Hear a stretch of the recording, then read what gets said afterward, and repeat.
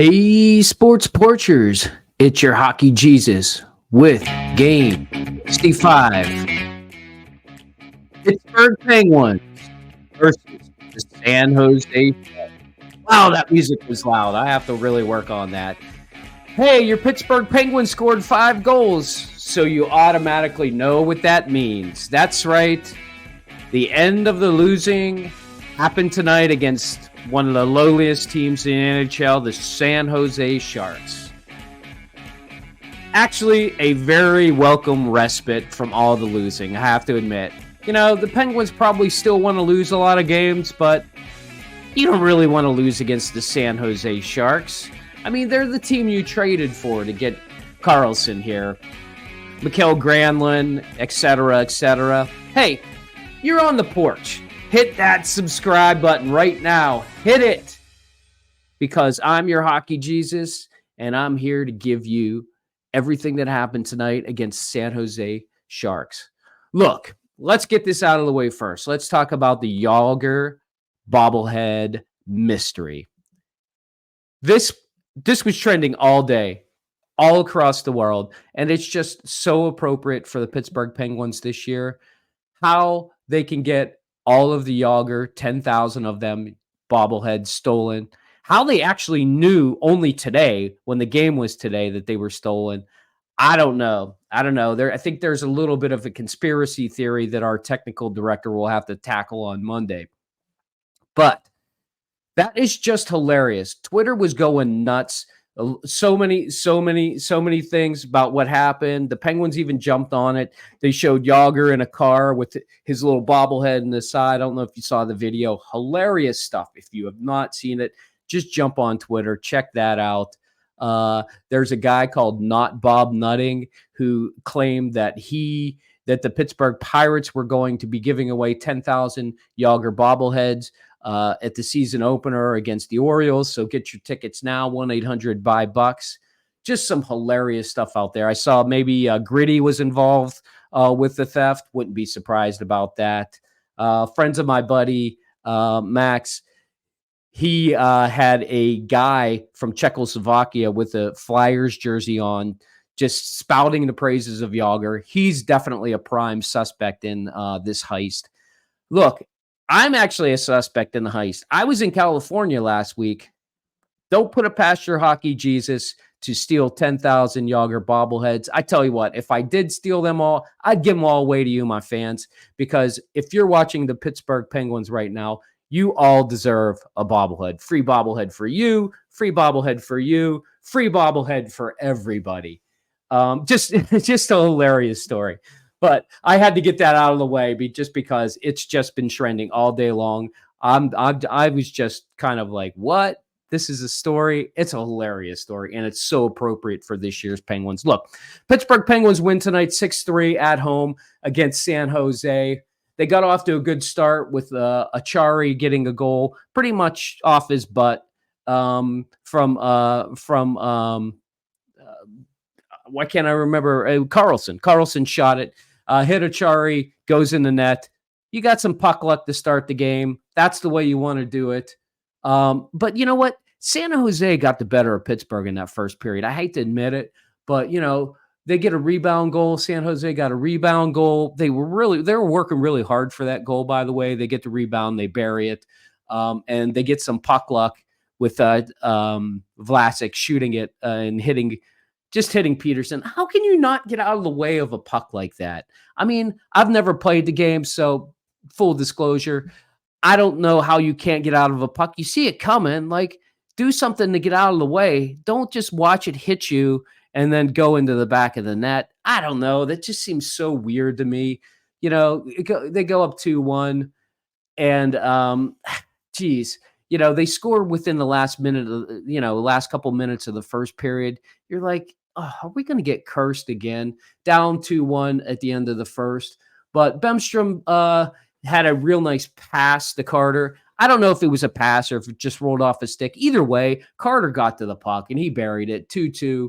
And then Gino, and by the way, Drew O'Connor played a great game tonight. I think he had 2 points tonight. Didn't get a goal, but had 2 assists. He gets the assist off the rebound on Gino's rebound. Once again, some puck luck there. Gino just, attempted to shoot it, which is more than he's been doing lately. He at least attempted to shoot it, goes off the goalie's leg, and he knocks it in his own goal, really.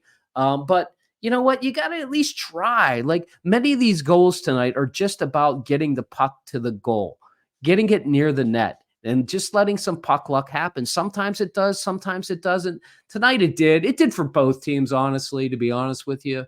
But you know what? Sometimes the puck bounces like that. That's the game of hockey. That's why I love it. That is why I'm your hockey Jesus, giving you this analysis. Here you go. So 3-2, Gino's up. You're like, okay, let's turn on the Jets and finish this thing.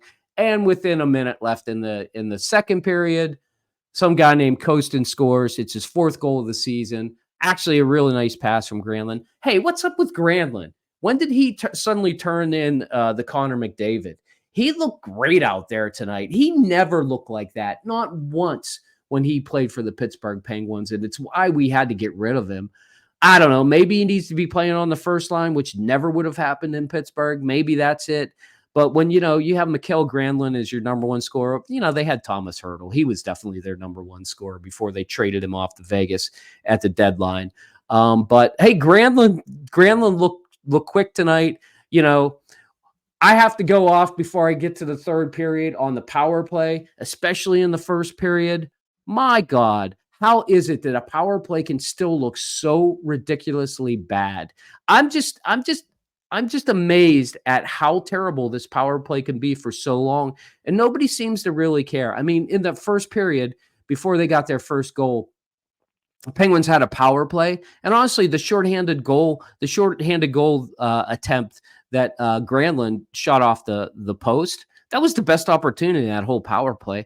Also, somebody please explain to me why you would have one defenseman like gearing up outside of the zone and gaining speed to come into the zone when they're on a power play. That doesn't make any sense to me. None of their passes are crisp or clear. They can't get to the puck.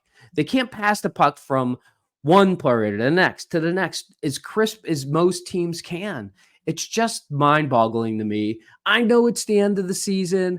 I know these games don't really matter, although technically, if the Penguins go 11-3-3 the rest of the season, they can make the playoffs.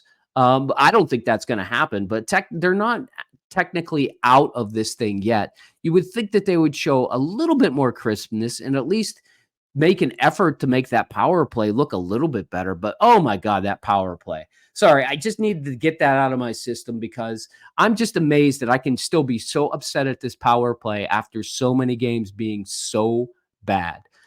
Back to the third period. So third period starts up, and who is your savior? John frickin' Ludwig. Can you believe it? This guy is just great. I watched him tonight, cleared a guy completely out of the zone. Any guy that's smaller than him in that zone right in front of the net in front of Jarry, might as well forget it. He is not going to be able to stand there. I watched him do that. And then what does he do in the third period? He just rips one. Good traffic there by Eller, and there was somebody else in front. I think maybe it was Puustinen that was in front of the net. That's what you need. Bodies in front of the net. As long as you can hit the net, which the Penguins don't do a lot, by the way. They shoot a lot of pucks, and they miss a lot of nets. But Ludwig hit the net, and it went in. Good for him. Great goal by Ludwig. That actually is your game-winning goal, which is guaranteed his first in the NHL. And then what happens? Within a couple minutes of that, POJ shoots it into the net, and Rax is there, hits it with his foot, doesn't kick it. You can hit it with your foot, and it can count as a goal, and it goes in. That's 5-3. That was pretty much the game. The rest of the game was pretty much garbage, with the exception of Brian Russ' goal. Now, Brian Russ' goal isn't that important, but what is important is the fact that Sidney Crosby got an assist on our goal.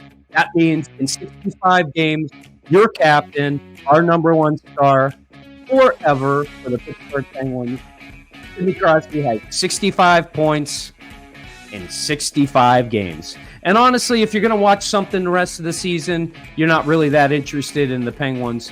Watch Sidney Crosby. If he can get the 82 points this year, he's going to tie He's going to tie the great one for 19 seasons of averaging a point per game. And next year, that means he'll have a chance to break the record. And breaking a record of the great one, Wayne Gretzky, that's something. That is definitely saying something. So, Pittsburgh Penguins win tonight. 6-3 winner at home. And the Pittsburgh Penguins will be back at it against the New York Rangers. And that's right, they're playing on St. Patrick's Day. So expect a lot of people to be there wearing green, having some green beers. And who knows what can happen when the Rangers come into town. So, Pittsburgh Penguins fans, hope you get your Yager bobblehead very soon. Vouchers in the mail. Keep the faith and let's go Pens.